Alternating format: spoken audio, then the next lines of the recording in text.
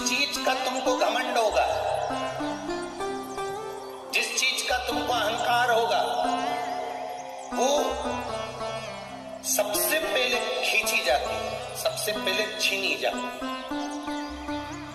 अब व्यक्ति को अहंकार, ये काया पाने के बाद सबसे ज्यादा व्यक्ति को अहंकार जिस चीज का आता है वो चीज उससे छुड़ा ली जाती है। इन दांतों को अहंकार रहता है, मैं काट लूंगा, मैं खा जाऊंगा, मैं काट लूंगा, खा जाऊंगा। मरने से पहले सबसे पहले यही निकल के सोफा सेट बाहर हो जाता है। काया का अहंकार रहता है, मैं कितनी सुंदर, दिन भर दर्पण और सुंदर। मरने से पहले ये काया भी बेकार हो जाती है।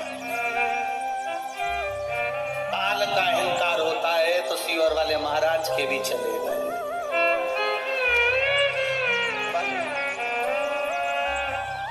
जिस चीज का अहंकार करोगे वो सब चले।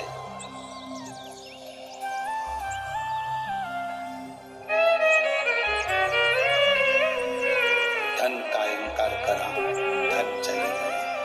सत्ता का अगर अहंकार करोगे सत्ता चली जाएगी। वैभव का यदि अभिमान करोगे तो वैभव चले जाएगा। और अगर तुम धन का अहंकार करोगे तो वो धन भी तुम्हारे पास से चला जाएगा। ये अभिमान तुम्हारे पास में अगर है तो वो परमात्मा को आने में नहीं, परमात्मा को आने ही नहीं देगा। अहम, बाणासुर को अहंकार था अपनी भुजाओं का, बाणासुर का अहंकार था अपने हाथों का। भगवान ने सबसे पहले हाथों को काट दिया। सुदर्शन उठाया मेरे द्वारिकाधीश ने, और सुदर्शन उठाकर द्वारकानाथ बाणासुर का शीश काटने वाले थे तो शंकर भगवान ने उधर से इशारा कर दिया, द्वारिकानाथ शीश मत काट देना। द्वारिकानाथ ने पूछा, भोलेनाथ आप मुझे इस बाणासुर का सिर काटने से रोक रहे हैं? ये आपका शिष्य है इसलिए? शंकर भगवान कह रहे हैं शिष्य है इसलिए नहीं, मैं आपको सिर काटने के लिए इसलिए रोक रहा हूं क्योंकि आपने प्रहलाद को वचन दिया था कि तेरी 18 पीढ़ी में मैं किसी को नहीं मारूंगा। और ये बाणासुर प्रहलाद की 18 पीढ़ी के अंदर है, इसलिए तुम इसको मार नहीं सकते।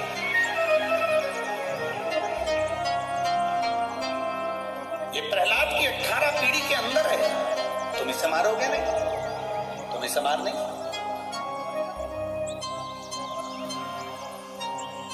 तुम इसे मारिए नहीं।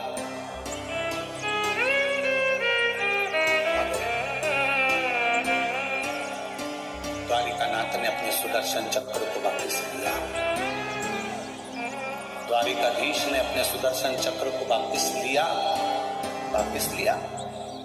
और द्वारिकानाथ ने बाबा भोलेनाथ जी से कहा, फिर इसका अंत कैसे होगा, इसके प्राण कैसे छूटेंगे, शरीर कैसे छूटेगा? शिव जी ने कहा, इसने वर मांगा है, मरूं तो कुंवारी कन्या के हाथ से मरूं, कुंवारी कन्या के हाथ से।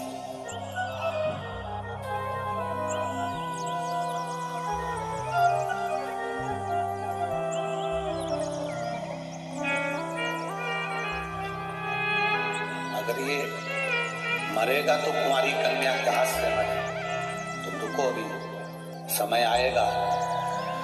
बाणासुर के अब केवल 2 हाथ बचे हैं, बाकी के सारे हाथ कटकर गिर गए क्योंकि अभिमत्ता में आ गया था, अहंकार में आ गया था। और अहंता में आने के कारण इसका सब कुछ चलेगा, सब कुछ। अहंकार में आने के बाद, अभिमत्ता में आने के बाद, अहंता में आने के बाद में बाणासुर के हजारों हाथ कटकर गिर गए, केवल 2 हाथ बचे। जब व्यक्ति के पास में अहमता रहती है, अहंकार रहता है, तब तक वो किसी को नहीं गिनता। जब अहंता चली जाती है तब समझ में आता है कि मेरे सिवा कुछ भी नहीं। एक सहज शून्यता का भाव उसके सामने आ जाता है।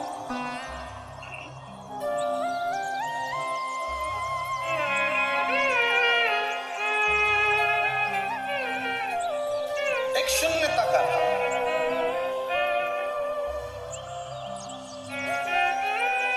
और शिव के पास पहुंचने के लिए वो शून्यता बहुत जरूरी है। देवादिदेव महादेव के करीब में जाने के लिए वो शून्यता बहुत जरूरी है। अहंकार में 3 गए, धन, वैभव और वंश। ना मानो तो देख लो रावण, कौरव और ये अहम में चले गए, अहंकार में निकल गए। इसीलिए वो कहते हैं ना, क्या मान करे रे कि काया माटी मिल जाएगी। राम भज ले हरि का, कहीं तो राम मिल जाएंगे। क्या मान करे रे दौलत, वो दौलत माटी मिल जाएगी। क्या मान करे रे बेटे का, पड़ोसी बेटा बन जाएंगे। क्या मान करे रे बेटी का, वो बेटी जमाई ले जाएंगे। ये शरीर जो मिला है भगवान की भक्ति का जो मूल तत्व, शंकर भगवान की अविरल भक्ति का जो आनंद गला पकड़ रहा है माइक, भगवान शिव की भक्ति का जो एक रस तत्व हमें प्राप्त हुआ है।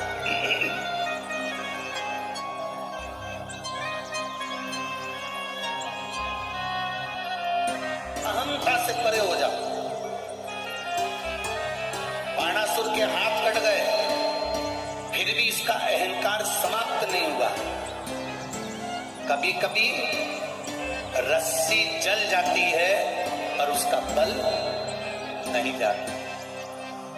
कभी कभी किसी का सब कुछ चले गया, उसके बाद भी अहंकार, अहम, अभिमतता उसके अंदर रह जाती है।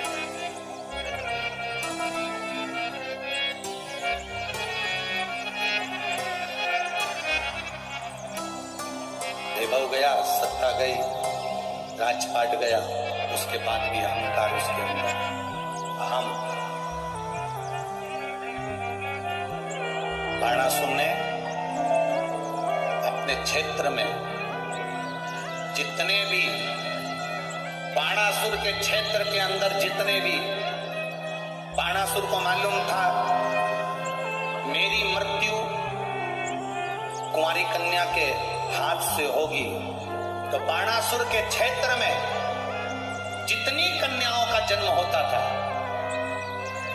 बाणासुर के क्षेत्र में जितनी कन्या जन्म लेती थी, बाणासुर उन कन्याओं को मारने का प्रयास कर देता था। एक बहुत ध्यान देने वाला विषय है ये। संसार के एक एक व्यक्ति के हृदय में ये बात होना चाहिए कि माता के गर्भ से बेटा हो रहा है, बेटी हो रही है। शिव महापुराण की कथा तो यहाँ तक कहती है कि बेटा एक पुल को तारता है और बेटी 2 पुल को पार लगा देती है, वो बेटी का जीवन।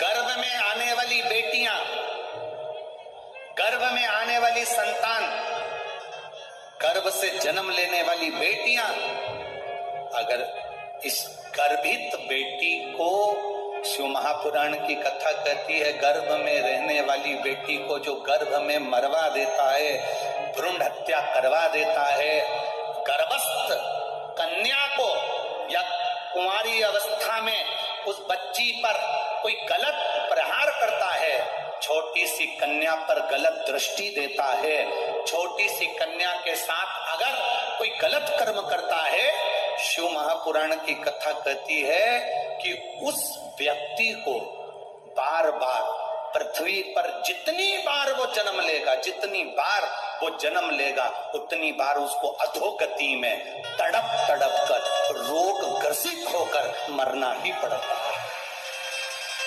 ग्रसित होकर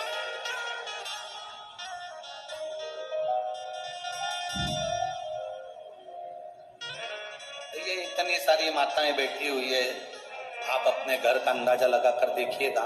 आप अपने घर में एक अंदाजा लगाइएगा, रहने वाली घर की बेटियां, घर में रहने वाले बेटे और बेटी दोनों का अंदाजा लगाना। आपकी पत्नी को भी देखना, आपकी पत्नी का भी अंदाजा लगाना कि आपकी खुद की पत्नी वो अपने माता पिता के प्रति कितना समर्पित रहती है। बोलो सही है कि गलत है? आपकी खुद की पत्नी माई के 50 बार फोन लगाती है, मम्मी कैसी हो, पापा कैसे हो, भैया कैसे हो, शुगर की जांच कराई कि नहीं कराई, बीपी देखा कि नहीं देखा, भैया पापा को दिखाने चले जाओ फिरोजाबाद, भैया पापा को आगरा ले जा, भैया पापा को दिल्ली ले जा।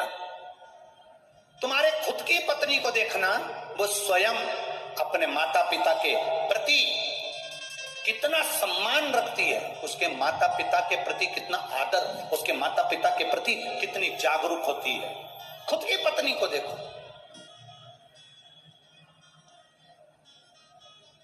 इसलिए निवेदन है, अगर तुम्हारे घर में बेटा जन्म ले रहा है तो समझ लो तुम भाग्यशाली हो, और तुम्हारे घर में अगर बेटी जन्म ले रही है तो तुम समझ लेना कि सौभाग्यशाली है, सौभाग्यशाली।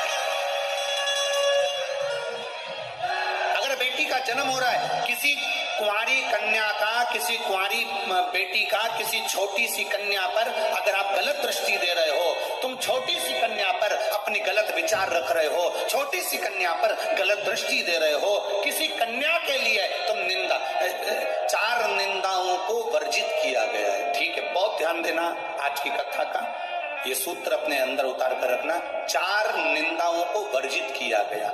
एक, सौभाग्यवती नारी, सुहागिन स्त्री, मांग में सिंदूर भरी हो, गले में मंगलसूत्र हो, हाथ में चूड़ा हो, पांव पैजनिया हो, किसी के घर की भी वो स्त्री हो, किसी के घर की भी वो नारी हो, वो किसी के घर की अगर मांग में सिंदूर भरी है, मंगलसूत्र पहनी है, चूड़ी पहनी है, बिछुड़ी पहनी है, सौभाग्यवती नारी की कभी निंदा नहीं करना चाहिए।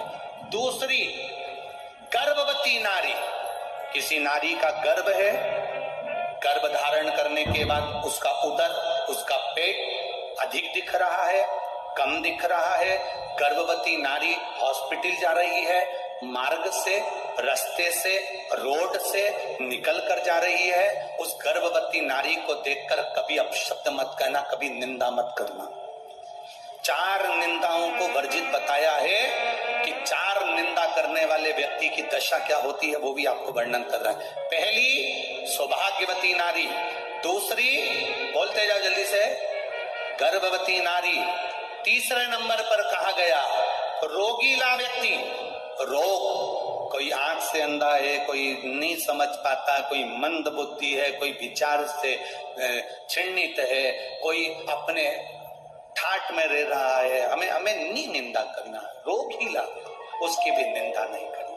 और चौथे नंबर पर आता है कोई संत, साधु, गुरुजन, ब्राह्मण जन, कोई वक्ता हो, कोई स्मरण करने वाला हो, कोई भगवान की भक्ति में कोई डूबा हो। संत से मतलब नहीं, आप भी अगर भगवान की भक्ति में डूबे हो, तुम्हारे मोहल्ले का कोई व्यक्ति भगवान की भक्ति में डूबा है, कोई संत डूबा है, कोई कथाकार है, कोई वक्ता है, कोई भजन करने वाला है, कोई बच्चा कोई भगवान की भक्ति में डूबा है, हमें उसकी निंदा नहीं करना, कभी नहीं करना।